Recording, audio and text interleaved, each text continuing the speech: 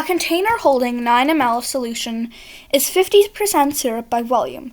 After adding some pure water to make the solution 30% syrup by volume, how many milliliters of solution are in the container? So, let's first find the ml of syrup in the original container.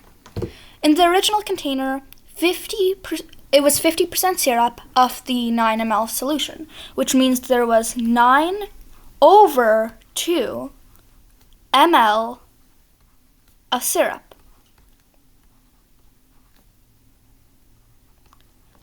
And since there was 50% syrup, there was also 50% of the rest, whatever other materials was in there. So 9 over 2 ml of the rest. It doesn't matter what it is, but when you combine it all, it's also 9 over 2, because it's also 50%, because it's the rest. Then they say, after adding some pure water to make the solution 30% syrup by volume, how many milliliters of solution are in the container? So if the syrup was 30%, this was 30%, then the rest would have to be 70%. Now remember that we're adding only pure water, so the amount of syrup doesn't change. In the next solution, in the unoriginal solution, in the second solution, there's also 9 over 2 ml of syrup. The thing that's changing is the rest. How many ml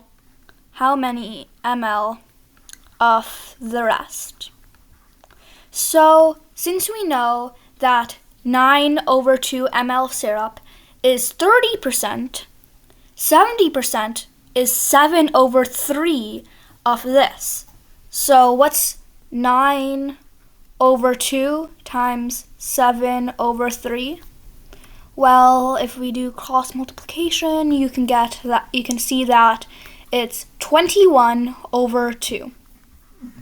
So that means